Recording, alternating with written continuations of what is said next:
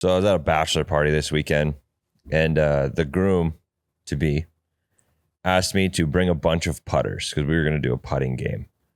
I found out I am the owner of 11 putters. What? I have 11 putters. For what? I don't know. I like Grandpa Dave gives me a random one. Like I got some from the rummage sale video we did. Like I've gotten 2 putters from PXG. I've gotten a putter from Wilson. I had my gamer putter from before. I have the putter in my old bags. Tyler, and knowing you didn't buy a single one of them.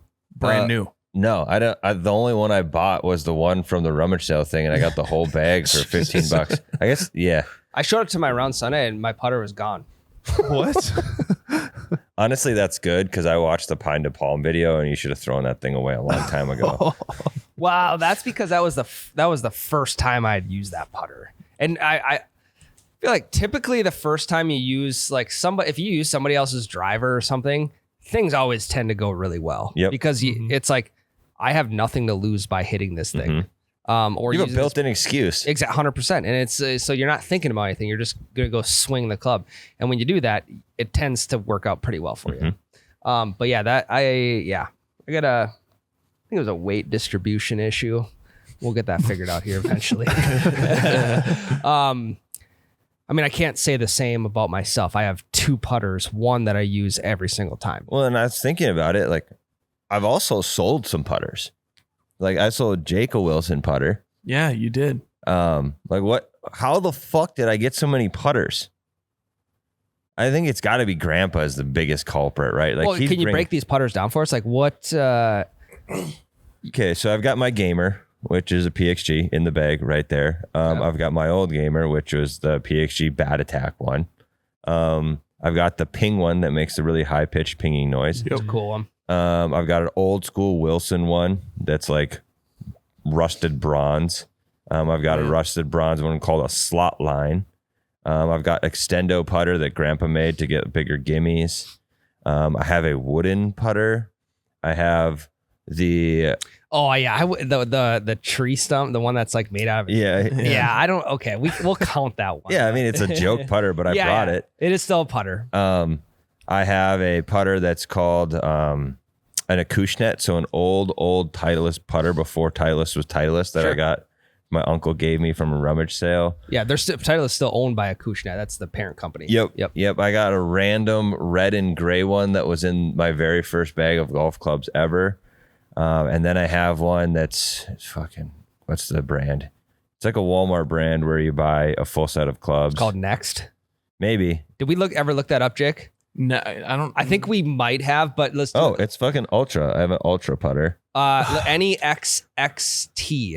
2 X's, I believe. Next Golf Clubs, Walmart. Oh yeah, it said resume browsing. So okay. I mean, we've been there. So those are my very first set of clubs ever. Yeah. Was the Next set from Walmart. How much is it for a set, Jake? Yeah, so they don't make them anymore out of stock. I would say like what the closest one that I can think of right now is what's a brand? Nitro that makes clubs that are very similar. And those are like $260, $270 there. It's a random brand like that. And then I have like the weird lock grip, almost chest putter, but not quite long enough to be chest putter that I got for the rummage sale video.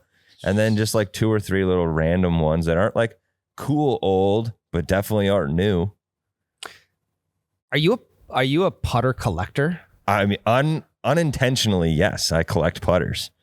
I think he's a hoarder. It's just, I mean, I get them for videos. They never leave.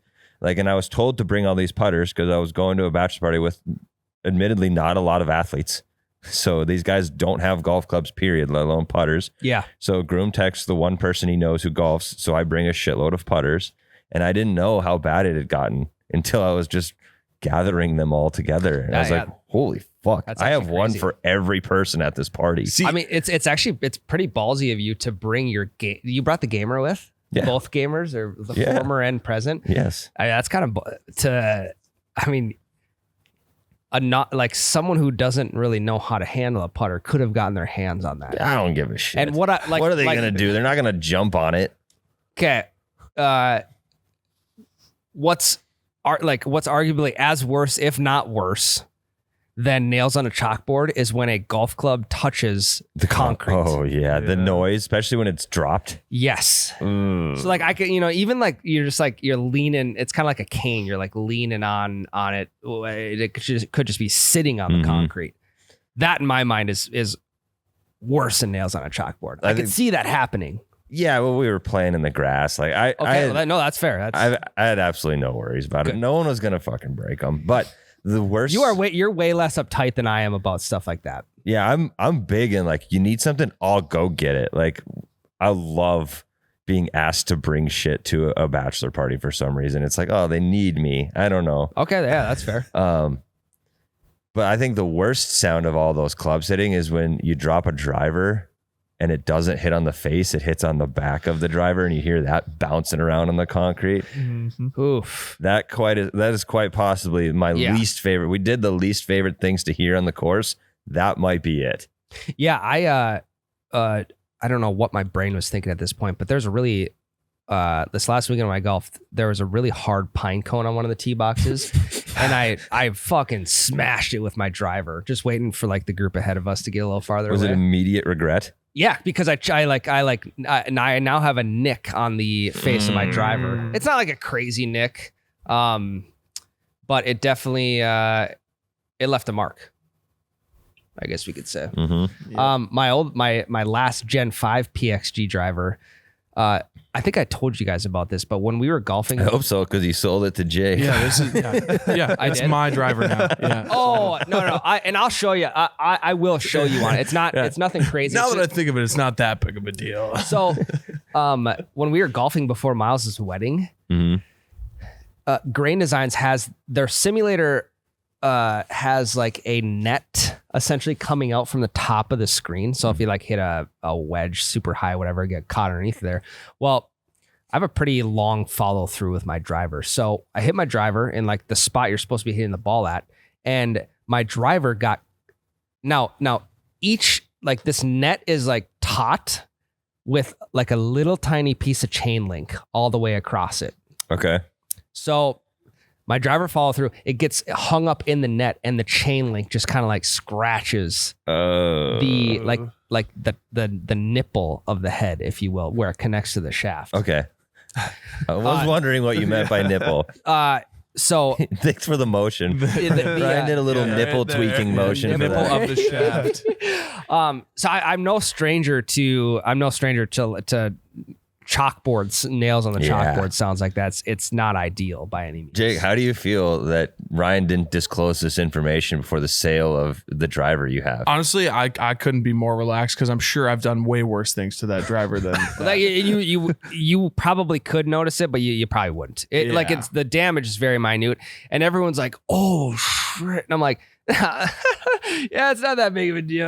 Nothing really happened to him. I'm like, inside of me is like sobbing. God, what the hell just happened? Tyler, when you gave me that putter or whatever, when I got that putter from you, with the first week I had it, I didn't have a putter cover for it, and I went to go pull it out of my bag as like off the golf cart, and I let go of it, like it fell out of my hand as it was over the top of the concrete, and my putter immediately just head down right into the concrete, brand new putter, and it still is just scuffed up on the putter. And I'll never forgive myself. That's a good looking putter too. Yeah. I think there is something too about how sweet your clubs look. Mine? No, just like in general, like having a sweet, there is, having a sweet looking club. Yeah. Gives it some extra points that it playing well doesn't. Like you can have clubs that you hit really great, like Michael Block, his clubs with the lead tape and shit, they look fucking terrible. Yep. He's a great golfer, don't get me wrong, but there's something about having a sweet looking set of clubs. No, I would agree. I mean, whenever you get a new set and you get like when you get the first scratch in a new club, it's gonna happen, right? If you look at unless you use iron covers, because clubs only get scratched when they're in the bag. Well, yeah, unless you're just playing, unless you never take the iron covers off, because you're going to be hitting, there's going to be little tiny pebbles and rocks like underneath the fairway grass and shit like that. It's going to happen. Your clubs are going to get scratched. Dude, iron cover people are the people that never take the little film off their new screens. Oh, yeah. Yep. They get a brand new TV and they leave the little film on the screen forever. They should just start leaving the film on.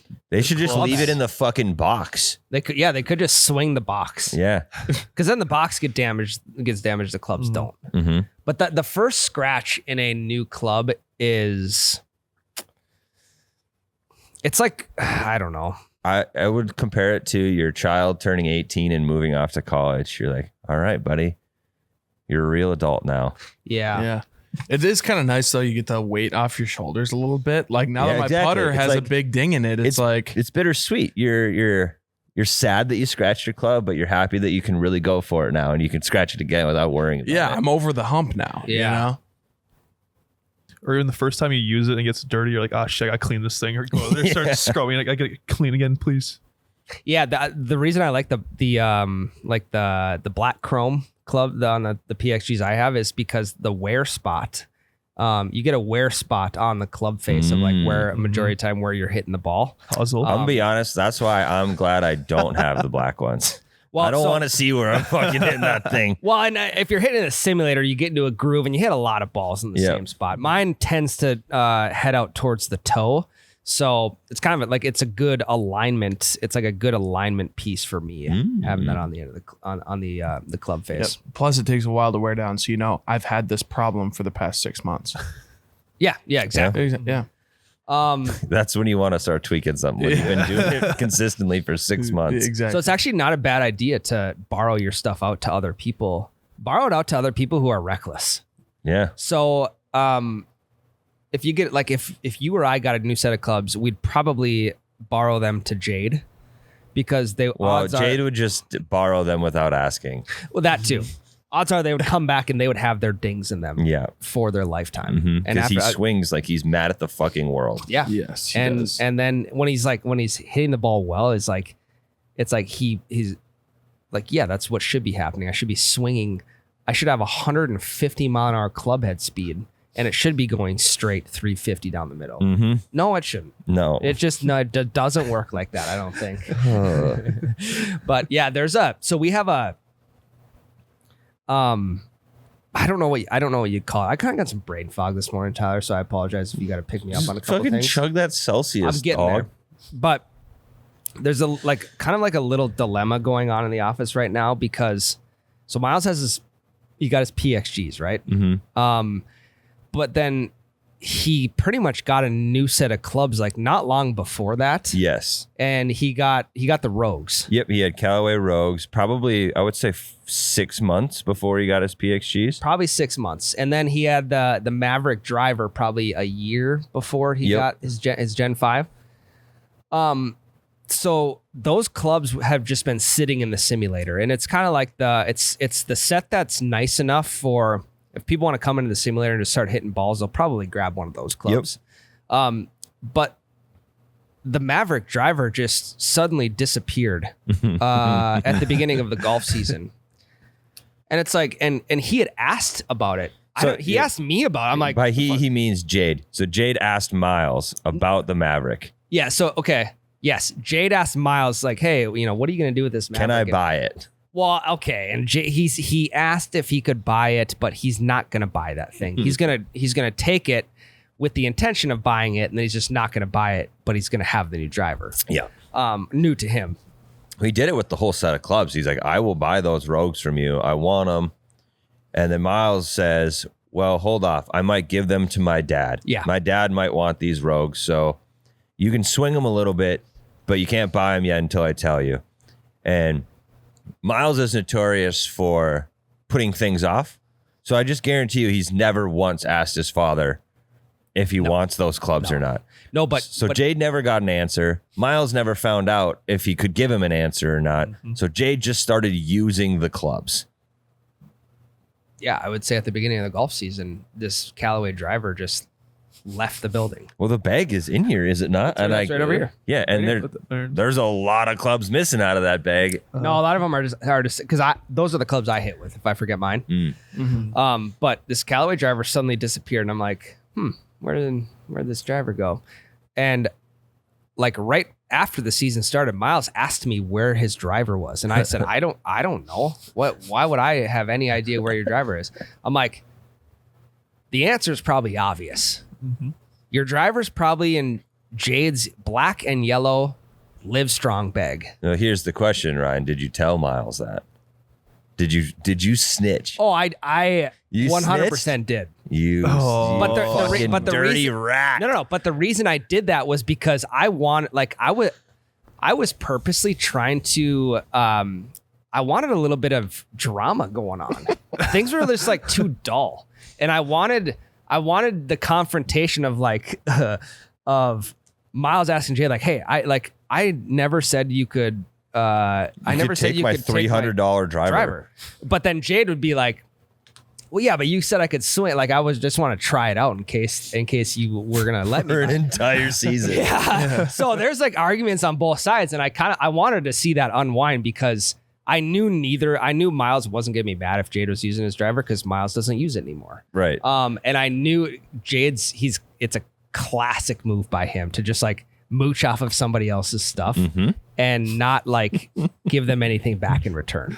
So that's why I had just kind of said, I don't know, maybe Jade's got it. That was my line right there. Yeah, you snitch. And to this day, he still has that driver. Of course he does. Yeah. So Jade is in the wrong. You shouldn't take someone's driver for that long, regardless of them giving you an answer or not. Them giving you no answer is the same as getting a no. He shouldn't have had it this long. But I do agree that I think the shelf life of trying out a driver from somebody is 1 week. Oh, I think it's one round. Yeah, I think it's tough with a round. There's some gray area, right? Like maybe you only golf once a week. But as the seller, Tyler, you don't want to give them too much of an opportunity to swing that because then they're not going to want to buy it. But then I think it's different though when it's like your friend or coworker. If it's Rando and Rando wants to hit it, he can bring it to the range and that's it. Oh, I'm not even letting him do that. Yeah. When I sold my 3-wood, the guy we agreed on a price. He rolled up to the office here.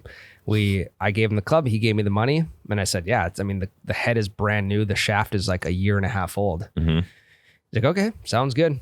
We traded and we left. There's no, I mean, that's ideal. That's the best there's no case. way that I'm unless I'm at the range with them.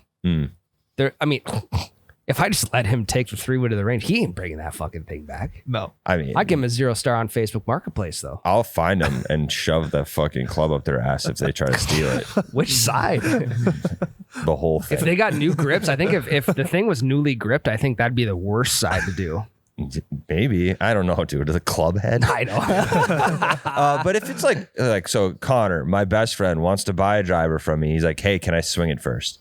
I say, yes, absolutely. 100%, yeah. I give him the driver. 1 week elapses. I'm like, all right, shit or get off the pot. Are you going to buy the thing or not? And if not, give me my goddamn driver back. Yeah. So 1 week for me would be my limit. All of you included. Like, I let you swing my Maverick for a while. Yep. And then you decided you bought it. And then I bought and then you immediately sold it. But you had like a week to decide.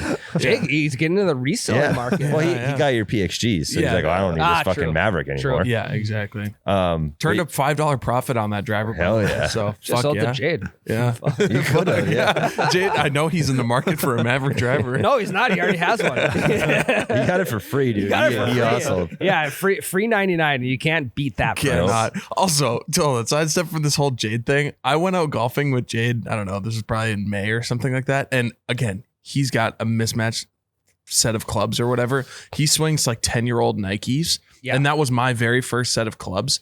And I, again, made the mistake of leaving them in the simulator. And we go out to a round and he has 3 of my clubs from my very first set in his bag. Yep. And he was like, well, they're Because he doesn't Nikes. because his clubs of those numbers, I think it's like a He's missed. 7, 8 and pitching wedge.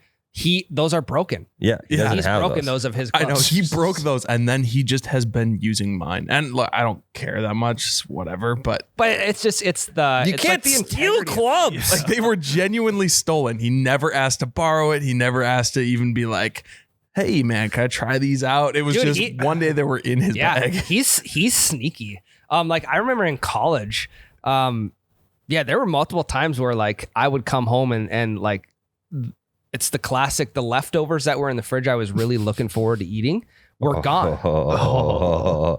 That nothing makes me more angry. Well, and then he'd be like, well, yeah, I was gonna go get groceries later. I'll grab you something when I go to the grocery store. Like, Nothing I was gonna ever go to McDonald's later. Like, what do you want from McDonald's? It's like, well, now it's delayed. It's like delayed. It's like now you're trying to cover your tracks. But honestly, there are times where like I'm eating a meal at a restaurant where I'm full, but I could keep eating, you know, like for sure. I'm satisfied, but I could keep eating, but I stop because I'm like, I have the perfect amount of leftovers. And if somebody ate that, I fucking lose it. Oh my! Like my wife included. She touches my leftovers. Really? And it's mutual. If I touch hers, she'll get fucking pissed. So it's like, no, leftovers are off limits in the Ziegler household. Just wait till your kids start feeding themselves. Yeah, well, no, they'll get it. Damn. Don't touch my fucking food, Nobody buddy. touched Tyler's leftover half price. It's my like. It's always 99% of the time when I get the correct amount of leftovers, it's like a B-dub situation where you order entirely too many wings. Yes. Because you're hungry while you're ordering. Yeah. Yep. And then you eat and you're like, I wasn't ready for 30 wings. Yeah. Or it's like Paradiso. Yep. When you just load up on the free chips, chips and salsa, and then you eat half your meal. I mean, I think that's a great move. Olive Garden, I do that every time. Fill up on sticks, save your meal for leftovers. tea roti, cinnamon butter buns. Yep. I don't know how we got there, but yeah. Jade's a fucking thief. We've been living in the office with the thief for the last 7 months. Yeah. And I think it's time we got to confront him about it. I think we Golf will. season is ending. Yeah, like courses are closing, guys, and Jade he can't get away with this. No, because what happens to that Maverick when the courses close this Sunday? Yeah, I think He's okay. Here's the thing. He has to bring his clubs back here because he's going to be playing in the simulator. I So think that Maverick will resurface. So he's just what's gonna happen is he's just gonna borrow it every single season, and he'll bring it back when the season's done. Yeah, he's just gonna sneak it back into Miles's bag and then play with it out of Miles's bag for the entire simulator season. I think we should steal clubs out of his bag. I think we should just take one club out of Jade's bag every week until he notices his clubs are missing. Then he'll take yours. I'll leave mine in my office. He can't go in there. I'll lock it. I don't think we have keys for those doors, do we? Yeah, we do. Really? We all have. You have 2 keys? I don't think so. Oh, I have 2 keys. One for my office door and one for the front door. Interesting. Okay, I'll take his putter. You can lock them in my office. I won't steal them. I'll take his putter. Yeah, take his fucking putter. Jake, you take And his fucking pitching wedge. What I'll do? It's just my pitching wedge. Yeah, you take your club back. No, what I'll do is I'll just put it in my bag, and he'll be like, "Well, what's it? What's my putter doing in your bag?" And I'll be just like, borrowing it. what's Miles's Maverick doing in your bag? What are So he has no comeback. What are Jake's 7, 8, and pitching wedge doing in your bag? Okay, well, we got something to look forward to come simulator season time then. Yeah, I was lighthearted before that. Now I'm kind of pissed off. It's like you can't fucking do that. Well, Like, imagine Ryan if I left my pitching wedge somewhere and I'm like, no, I'll just take Ryan's. It's the same as mine. that's why I truthfully answered Miles's question when he asked, "Where's my driver at?" Yeah, I'm no longer mad at you for snitching. Man, fuck you, Jade. I want to see things unfold a little bit. Things have just been a little too easy around here. Yeah, and I say fuck you, Jade. I still like Jade. But Yeah. that's fucked up. Yeah. You can't steal clubs from people. Yeah, you can't be doing that, Jade. Knock it off. Season's over, so bring the driver back. Next March, April, May, whenever the course is open, you can have it again. No, you can pay bring money back for next it. fall. I kind of wanted to unpack the whole 11 putter situation a little bit more. Have you ever just gone on Marketplace and looked at clubs? Just looked at what people are selling? A little. I mean, it's forced upon me because my algorithm is pretty dialed. Sure. So Facebook knows that I am into golf. Yeah. So it pushes golf stuff to me. I've never seeked it out. I've never had a reason to. Yeah. It's like I've always had clubs, and the one time I went and bought clubs was for a rummage sale deal. Yeah. So I've never done it on purpose. So Have you ever rolled up to a rummage sale with the thought in the back of your head that you could strike gold? yeah, there could be $1,000 putter selling for $10 at this rummage sale. So that Acushnet putter that I have, my uncle was having a rummage sale. So I didn't buy it. He just gave it to me.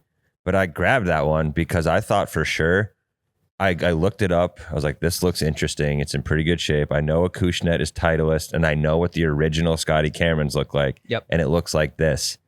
So I was like, oh, maybe this is a OG Scotty, right? So I pick it up. I'm doing a bunch of Googling. It is the model before Scotty's existed. So it's still worth like $80. Yeah. But it's not worth the 500 a Scotty in its shape would be. Yeah, and $80 isn't worth getting rid of it. Right. You might as well keep that. Yep. I brought it to a bachelor party. So yeah, it is what it is.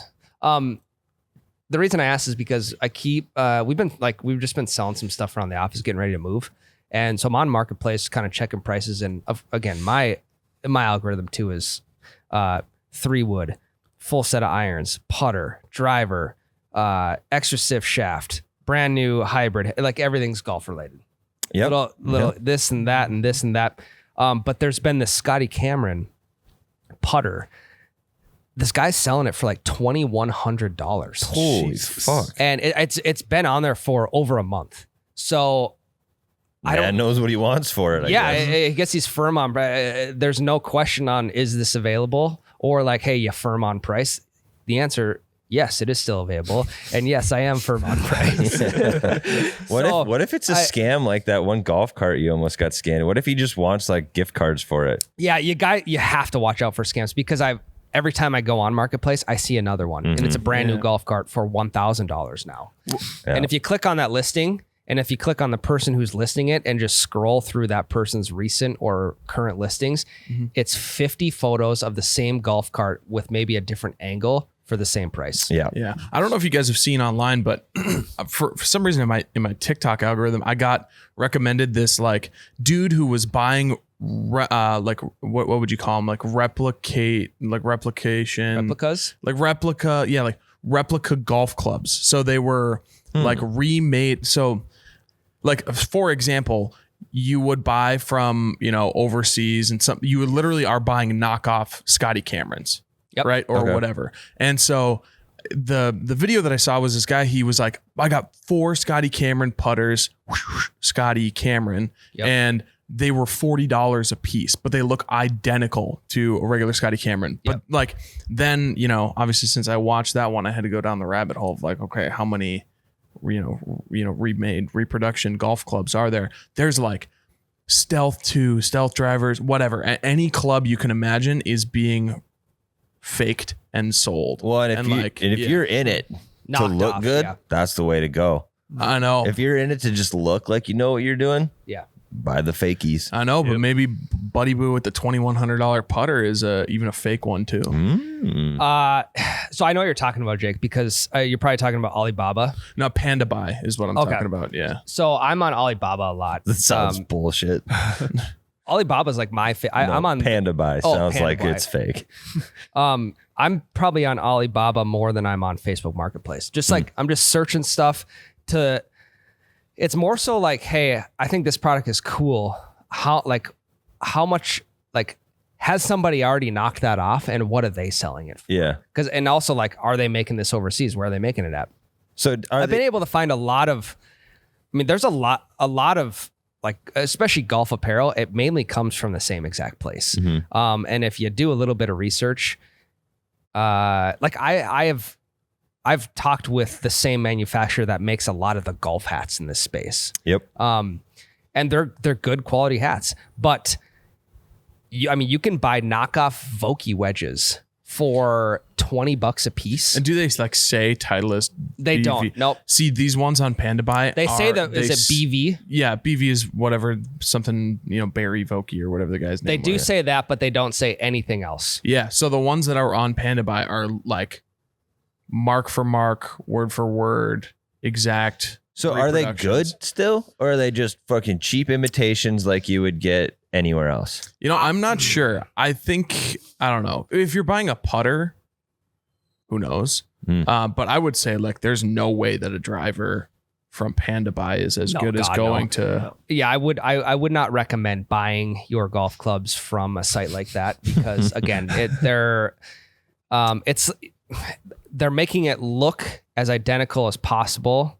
And also there's a lot of patents you got to get around. I guarantee every one of these companies is infringing on Patent law. on the Vokey patents or the Scotty Cameron patents. You would be surprised. You would be shocked how many, like, let's just say how many patents revolve around just a Scotty Cameron putter.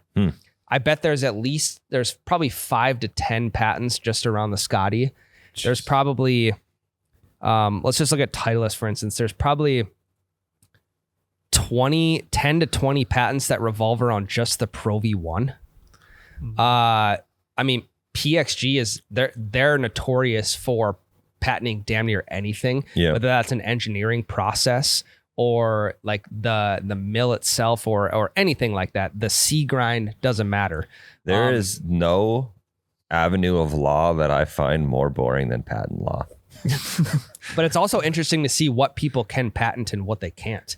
Like the spacing of the dimples is patentable on a golf ball, or the size of the dimples, or I don't know. It's not the size of the dimple; it's how you use it. That's true.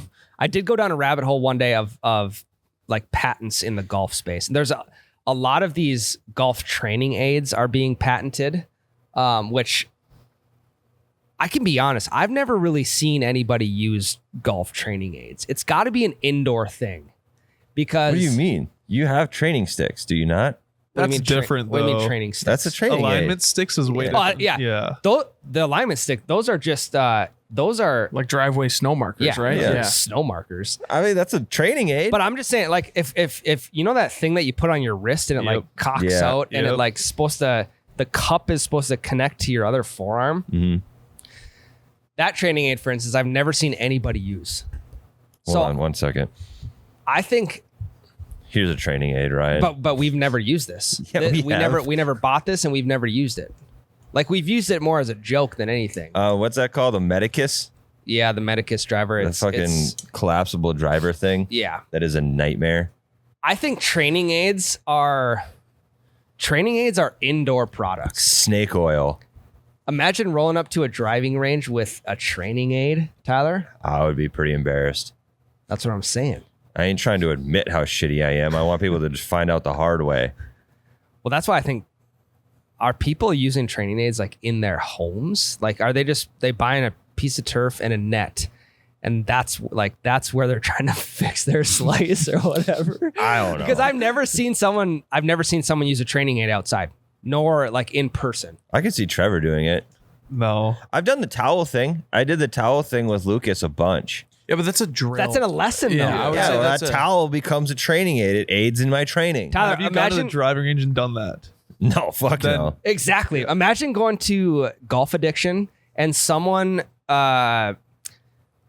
is using a Medicus driver Yeah. with I a would hate towel that. in between in their armpits. I would hate it so much. Like, what are you trying to prove here, buddy? I think people are scared to use training aids outside where other people can see them. Yeah, because you'll look like an idiot. But the thing is, hundreds of thousands of training aids are being sold. Yeah. I like So that. where are people using these things at? I like the video, the guy that has every training aid possible on himself at once. Yeah. He's got like a towel under each arm. He's got the forearm thing. He's got the pool noodle rig around his back. So his back swing stops, and he has all of it on at once. Yeah. Because that's the stigma around it. No? I'm patents are not cheap. No. You only patent a product if it's going to sell a lot of units, because you don't want anybody else to copy that and be able to sell a lot of units as well. So these training aid companies they're selling product, a lot of it, but I've never seen anyone use it. Okay, question for you. How much does a patent cost? Let's say a dimple pattern. How much would that cost? Well, I guess it all depends. Number one, I think it depends on, and again, I'm not a patent lawyer by any means. I've just done a little bit of research into Just it, and best here's guess. what I've gathered. A non-provisional patent, I want to say, is going to range anywhere between $10,000 and $20,000. Oh, fuck me. Never mind. Jesus. I was going to say, I'm going to start a business coming up with a whole bunch of different patterns for dimples, buy all the patents, and then sell the patents. Yeah, selling patents. I mean, it can be a lucrative business if you have capital to start out with. Yeah, I But then- don't. So that's a non-provisional. Oh, I could sell all my putters, maybe get a couple patents. I got at least 20 grand of putters. What? I have 20 grand worth of putters. No. Yeah, dude. You got 20 bucks. That Acushnet one's 80 on its own. Anyway, a provisional patent. If you get a provisional patent on, let's say, the Medicus driver, it's like a temporary patent that is good for 1 year. And if you don't switch it into a non-provisional, then it just expires after a year. I think a regular patent's good for 10 years, 20 years maybe, kind of like a passport. That's like $4,500, $5,000, I want to say. So you gotta be selling product. It's got to make sense. You can't let anyone copy you. So it's obviously a good idea, but I'm not seeing anyone using training aids. Yeah, me either. I think it's all myth. No I do one's too. actually I trying to agree. get better out there. I think it literally all comes down to just trusting your swing, having confidence in your swing, and just not giving a fuck about what's all going through your head.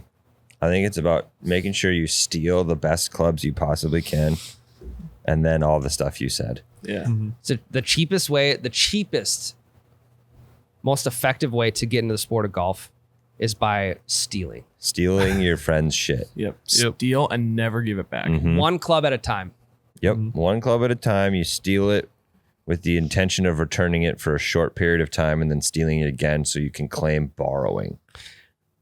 And the more you get, the game of golf is all about one shot at a time. You got to have Ted Lasso. Tyler been watching that. Goldfish. You got to have goldfish mentality. Short-term memory loss. Golf is one shot at a time. But getting into golf, it's all about one club at a time. Just start stealing one club at a time. You'll get a full set, and then you'll go to one shot at a time. Let's take a quick break, Tyler. Let's come back. We'll talk about if you've ever been beaten by a woman. Because this last weekend, I mean, Lexi Thompson, was it the first woman in a PGA event since a while. It's been a long time. Yep. But first female to make a cut has been since like 1940 something. Trevor's a resident professional golf guy, so that's a complete off the dome answer or whatever. Trevor will let us know. You'll let us know after the break, Trevor. We're back. Pro golf time. Hello. We just need a quick synopsis of what happened. Let's this have a last quickie. weekend. Okay, so Lexi Give us a quickie, Trevor. Okay, so Lexi Thomas played in the PGA event Thomas. this past. Thompson. My bad. Oh, so I was right. It's Thompson. Thank Thompson God. Okay. Played in the PGA Resident- Tour event this past week.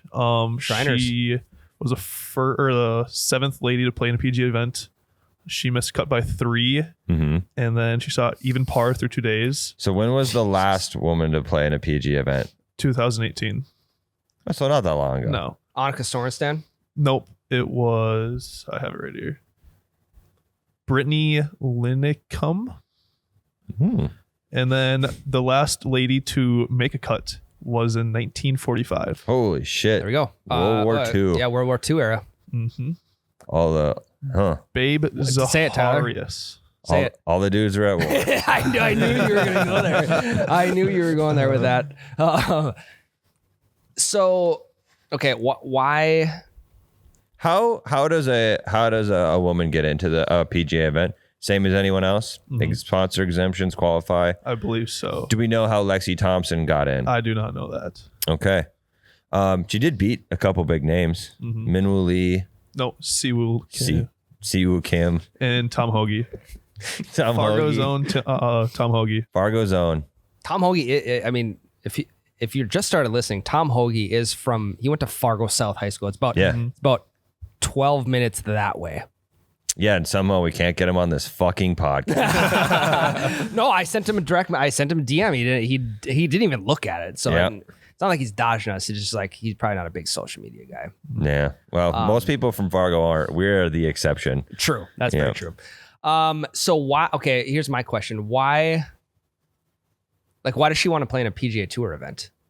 I think just say she did, Okay, and just like to maybe break a barrier between PGA and LPGA. sure. To be See how she completely would stack honest, up. yeah, to be completely honest though, if there is a professional sport where you can integrate genders, the one to do it in is golf. I would agree. Yep. Yeah. Like for sure. Okay. Well, here's another question.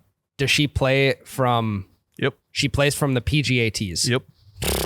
That's wild, actually. She drove one of the par 4 greens too on one of the days. So. Yeah. I'm saying, dude. So like genuinely, if this got to be the sport where you can mix the genders for sure. Well, think about the golf swing too. Is like you don't need to.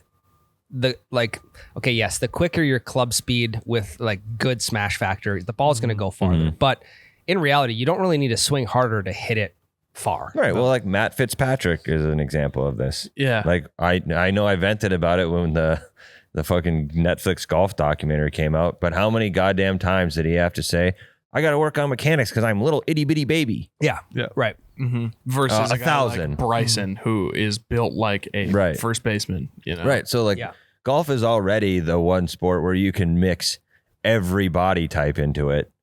You could also, men and women can play against each other. I think MMA is another one too. well, they perfectly segregate them. I was gonna say on surface surface, you're not wrong because like there is teeny tiny people and giant monsters, but they just don't fight each other. No. Yeah. No. I would. What if they weight classed golf? Dang. So you just got like the big boys hitting bombs God. are all playing in a bracket together. And then you got the little guys like Matt playing together. Rory. I mean, how tall is Rory? I mean, Rory's pretty jacked though. He'd be a weight class above. I mean, it would definitely open up. It would open up the field for like more heavyweight golfers. Right. Like so it'd be Like Shaquille O'Neal being the super heavyweight on the PGA. Yeah. And then on the light end, you would have like Matt Fitzpatrick, Joaquin Neiman, JT's pretty little. Who else? There's enough tiny guys to like, Minwoo Lee probably. yep. Yeah, I just looked it up. Rory only weighs 160 pounds. Nuh-uh. Yeah, Yeah, he weighs but 161. look up Fitzpatrick. He's I bet 5'8". you weighs like 125, Jake, he 130. doesn't- Matt, Matt Fitzpatrick weighs 155. No much- fucking way, dude. Okay. Can we That's look me. up Rory McIlroy's weight again? He's got- That's one. what I just looked it up. It Because said he's thick. That's the thing. it's at 161. He's no thick shot. though. He do be thick though. Yeah, dude. I mean, hey, in my defense, it was just a quick guess Google search, but It does say 161. Justin Thomas 160. Ricky Fowler 150. What? John, I weigh more than them? Ju- There's no shot. guess how much John Rahm weighs? 190. no, 185. There's no shot. What do you He's got not for that tall. I mean, I think he's 2 bills. Yeah. He's 220. Yeah.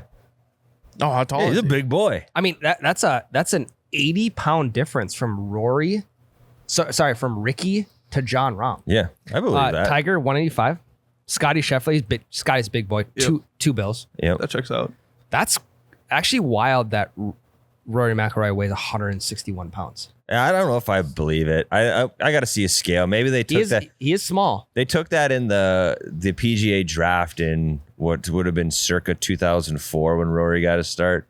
Now, Tyler, what if golf was formatted like track and field events? So like they would have a long drive, a They would par have- 3, a par 4, or what? They'd have a long drive. They'd have just an 18-hole specialist, kind of like the guy running, let's say, the mile or 2 mile. Mm-hmm. So you play the guy who's going to play your best 18 holes, the guy who's going to play your best 9 holes, your, let's say, drivable par 4 specialist, your par 3 guy, I don't know, your putting guy, I mean, I wouldn't put putting circuit. I wouldn't put something like that past the Olympics.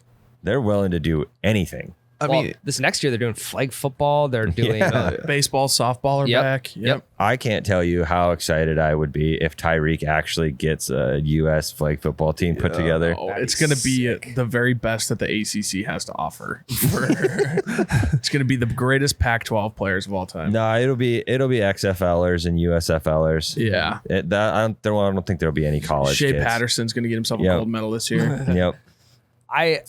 I mean, I could see that happening though. That'd be fun. it'd be, I mean, okay, we're now, now we're getting into, what is it, TGL or TGL. TGL That's season. Rory and Tiger's thing. Yep. And ESPN just signed them for a media deal, so they'll be on ESPN and ESPN2.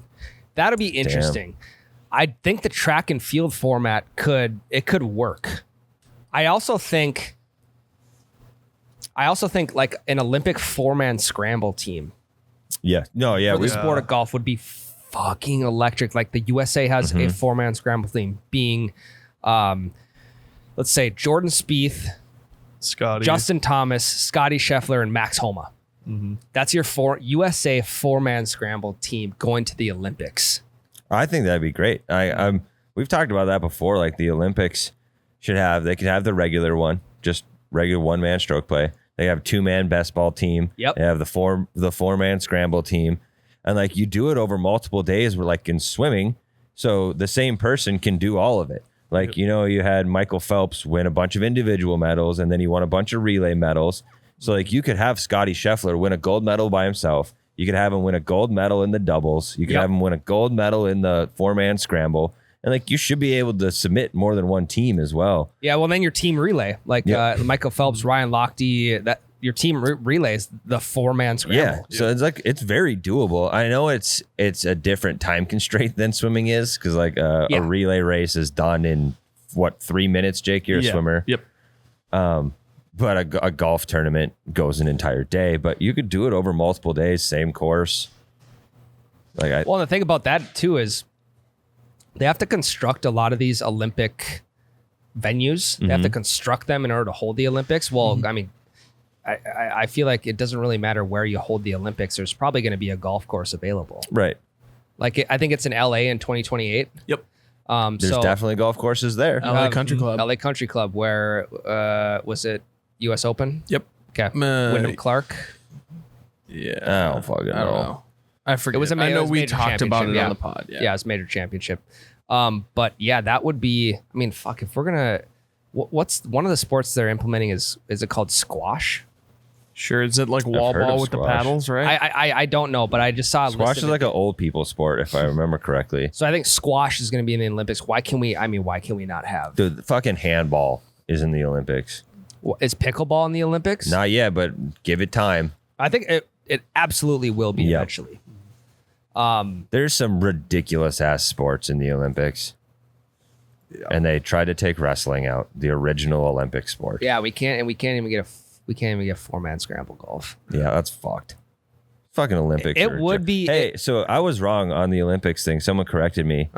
You said U.S. athletes aren't paid. You were right, but I was right on the set. Everyone's paid. Everyone is paid to go to the Olympics except U.S. athletes. Really? We're the only ones not paid. According to random commenter that corrected me on YouTube. And I'm assuming they're paid via sponsorships. Yep. But directly from like the Olympic Committee. Yeah, apparently they're not. Sure. It makes sense. Which is probably why a lot of NBA guys don't do it, because they're They sacrificing do like money. their time and body for nothing, essentially. Okay, you ready for the actual answer for this, Tyler? Yes, I did please. Get a Google. Okay, so What's our source here? This is from Indeed.com, career guides. So actually, I would say, Okay, someone looking to become an Olympic athlete. Here's like average salary range. Okay, average salary range $77,300 per year. not bad. Olympic athletes don't usually receive a traditional salary for competing in the Olympics, unlike in other sporting events. They do receive bonuses if they earn a gold, silver, or bronze medal. The comment did say that. Yeah. The USOPC, which I don't know what that Olympic stands for. Committee. Sure. Rewards $37,500 for a gold medal, $22,500 for silver, and $15,000 for bronze. Not bad. Then you just go sell your medal, and you could maybe double that salary. Literally, the next sentence is: in addition to the bonus, medalists also get to keep their medals. A medal may have high monetary value depending on the metal used to make it. Well, it just depends on the price of gold and silver at that point too. Yeah, and the notorious nature of the medal, like Joe Blow that wins fucking water polo can't sell his medal for as much as Michael Phelps can sell his eighth, you know? But imagine being the guy who was like racing against Usain Bolt when he was like setting records and stuff like that. And then you'd be like, hey, I didn't win, but this is from the race that Usain Bolt broke the world record. This is one place behind Usain Bolt. Exactly. I think, Olympic golf is cool because, we all know, we know how cool the Ryder Cup is. It's USA versus Europe. So you have all of Europe cheering for one team. But when it's like, let's say John Rahm is the only Spaniard golfer in the Olympics, you have an entire country behind one guy instead of a team. So, I mean, I understand they have Olympic golf. Xander Schauffele he's the most recent gold medalist. But being able to make it more of like what they call it, the triathlons or like multiple different events, decathlon and pentathlon. It's 5 and 10 events. Okay, but how about we try that out? I think it'd be cool. I'm all for it. Let's do a long drive competition. The Olympics loves obscure sports. Just maybe fuck around with giving us some more mainstream sports. I mean, I don't know the idiom for this one, Tyler, or the analogy, but long drive itself in the Olympics, why not just have a long drive competition? Kyle Berkshire, Martin Borgmeyer, guys like that. Like you're not playing a round of 18 like Schauffele would. Long drive is quite literally the track and field equivalent to disc and shot put. Exactly. Yep. So, I mean, there's already an audience for it. Those have been in the Olympics for 100 years. Instead of pole vault, we just do high flop. Just a big wall. Pole vault. That's like a trick shot almost. Like you got to get it over this thing and on. It's almost like a target, right? You got to get close to the center, but you got to get it over the pole. Yeah. I don't know, dude. I think it'd be sweet. I agree. I'm with it 100%. I agree. Well, we'll take the check in the mail, IOC. Circling back to Lexi Thompson, I was thinking about this during the break. I don't think in my lifetime and in my golf career, I've ever been individually beaten by a girl. Like in golf? In golf, ever. And I mean, it's a small sample size because I've played very rarely against women. And the times that I have played against the good ones, like Maddie Poole, who is head and shoulders above me when it comes to talent in golf, it's always been in a scramble format. Yeah. And I've had someone to bail me out. Like Grandpa Dave bailed me out big time in Myrtle Beach. You bailed me out in Arizona. But I don't think I've ever lost because the only girls that I've ever really played with 1v1 or individual are my sister, who I'm much better than, my grandma, who I am much better than, and my wife, who I am much better than. So I think I need to play a girl 1v1. You know what we should do, Tyler? I think I can probably say the same. I haven't really, besides my wife, really, I haven't really played with or against any girls. Yeah. Jay Bartley, our qualifying partner from Pine to Palm. Yep. His daughter is like, she's going to shoot 70, 71, 72, 73 every round. And she's going to graduate high school. Jesus. I was talking to him the other day. She has like a Division II or Division I golf scholarship. It would be phenomenal to play around against her. We'd get our asses beat. We would for sure. Yeah. She would probably beat us by at least 12 strokes. And that's on our best day. I think it'd be fun. We do it like 1v1v1. She gives you, I would need strokes. I was going to say she gives you 8 strokes. I'd probably need 8. She gives me 15. I feel like that's a fairish number. Yeah. And then see if we can compete. And like, obviously, even if we beat her with those strokes given, it doesn't count as a W. Correct. Truly. I actually think I might just want to go straight up. I might just want to go. And you're going to shoot a 70 that day? No, but I want to see how much I would lose by. Yeah. I mean, you'd still know. Because you would just take 8 off your score at the end. I guess you're right. And I mean, if she like, I'm gonna be pulling some shit too. I'm gonna be. I'm when she's not looking. I'm gonna be fucking kick one. Yeah. How about that? We play her straight up, but we cheat a lot. Yeah. You know what? Okay. Speaking of cheating, Tyler, I didn't cheat this last week, but I thought about it for a second. I just thought of one time I got beat by a girl. Go ahead. One time, Forest Hills Veterans Golf Scramble in I was Detroit going to Lakes. bring that up. The Yep. NDSU golfer. Yep. Grandpa Dave had a girl on his 4-man scramble team, and she was a stick, and they beat us. So I have been beaten. The ultimate hack to 4-man scrambles is to get a female who's Good. long off the tee, Mm-hmm. and then they hit from women's, and you could potentially be 30 to 40 yards out You- on every par 4. Yeah, you're on the green into every single hole, Yeah. except par Jesus. 3s. I went out golfing Sunday with my buddy Jared. No, my buddy Jared did not back out on me last minute. So Good for him. fucking go, boys. We're Shouts to making Jared. progress You here. got the one this year. Yeah. There was one hole. It was a par 3. I ended up in the bunker on the right side of the green, and he launched one like. So there's a dike in back of the green. He put one over the dike. He snap hooked like a high snap hook that was pushed by the way. It went over the dike. So as he is walking like up the dike towards try and find his ball, I'm just standing in the bunker, kind of just like milling around, whatever. And I thought to myself, I could so easily just smack my club on the sand and just like Throw your I could, ball. yeah, I could Kobe Bryant my ball onto the green and just roll it up damn near right next to the pin. Honestly, Ryan, if he's on the other side of a dike, you could have swung your club, picked your ball up, and walked it to wherever you wanted it to. I could have, yeah. But like situations like that it'd be so easy to do that. The funnest part about the round on Sunday though was, and this is why fall golf is terrible, but it's also awesome at the same time.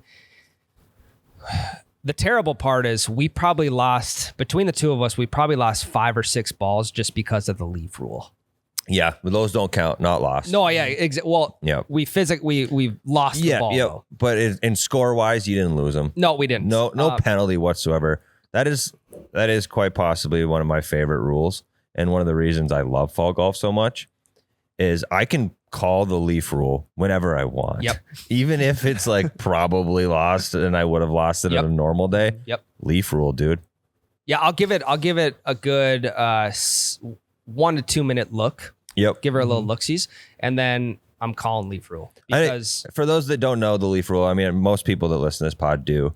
In the fall, when the leaves start to fall off the tree, it's really easy to lose your ball. And if your ball is in an area where you shouldn't have lost it, you get a free drop because for sure that ball is just under a leaf and you don't have fucking time to turn everyone over. my buddy Jared hit one in the middle of the fairway, and there wasn't many leaves in the fairway. It skirted right underneath of a leaf, middle of the fairway. And like, if I wouldn't have saw right where it went, would have been like, where in the fuck is this ball? Yeah. There was one leaf in like a 10-foot diameter circle. It just went under it. Right underneath of it. So call the leaf rule whenever you have a chance, just call it. That's the terrible part about fall golf. Number one, because you're losing balls, but also the good part about it is like, hey, this could be the last round of the year, and I just need to clean the ball bag out. So I'm just gonna keep hitting balls. Now the best part about it was we had the Vikings playing on the screen and speakers.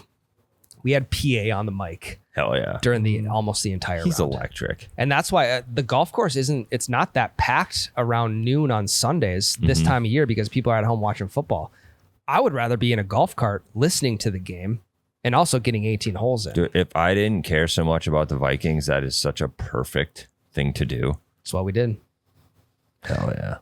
On another note, let's see. I think out of 14 fairways off the tee box, I think I hit one. Oh, nice. Jesus. That's good. I Stat. hit- Especially with all the leaves. Especially with all these. I hit more wrong fairways than I did right fairways. But I also I mentally kept score of my round, but I never kept my full round score on 18 birdies. And it was one of the funnest rounds of the year. Yeah. I'm telling you, that's the way to go. Not Just keeping don't score. give a fuck. I've stopped. Yeah. I mean, I still keep score, but I just don't care. You know? I'll put my score in at the end of the round. I'll maybe flub a few shots here Yeah. and there. Might as well. Leaf But- rule. I got to get that handicap up before Sim League. Well, why So would you not- tell that to the commissioner now? I'm going to purposely bring it down. I mean, you just can't though. You have to trust that that's the How about handicap. you just admitted to sandbagging? No, Yeah, No. you did. Yep. It's recorded. Yeah. no. Caught in 4K. Jesus Christ. Let's get out of here. Let's get out of here. Love you guys. We'll see you next week. No idea what episode this was. Thanks for listening. 159. Love you. Love you. You piped that the wrong way. I'll call the clubhouse. We'll book another 18 for tomorrow. Okay, they cheated on that. They fluffed their balls. Yeah, no better time for the breakfast ball than now.